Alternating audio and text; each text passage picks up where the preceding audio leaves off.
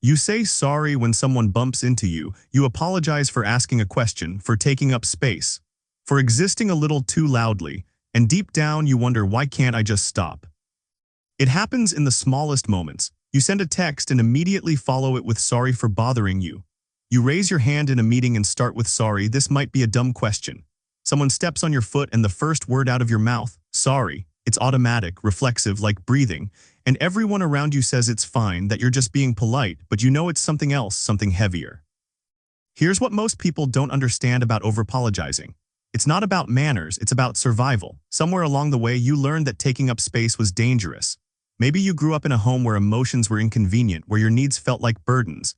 Maybe you were punished for speaking up, for being too much, too loud, too sensitive, so you made yourself smaller. You learned that sorry was a shield, a way to soften your presence before someone else could reject it.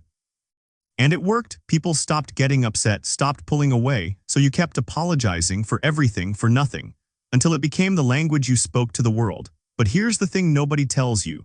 Every time you say sorry when you don't need to, you're telling yourself a story that says, I don't deserve to be here unless I apologize for it. Psychologists call this excessive apologizing, and it's rooted in something called hyperresponsibility. You believe that everything is your fault, that other people's discomfort is your problem to fix.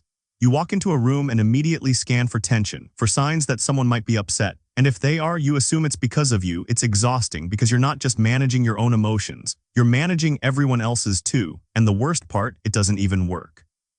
People start to see you as insecure, as someone who doesn't trust their own value.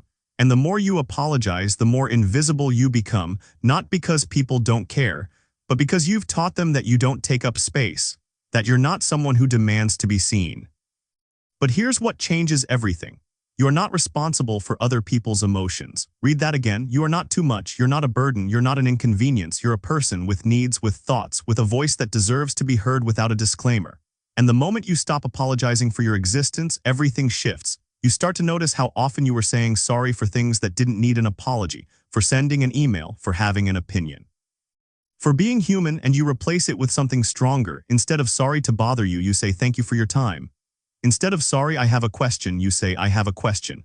Instead of shrinking, you stand, and at first it feels wrong, like you're being rude, like you're taking up too much space, but then something incredible happens. People start to respect you more, not because you're louder, but because you respect yourself.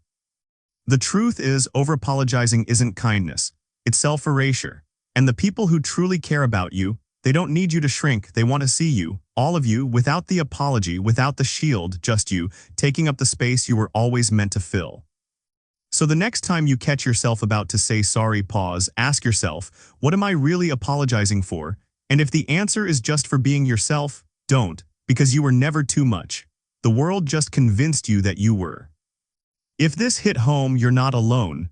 Subscribe for more truths like this.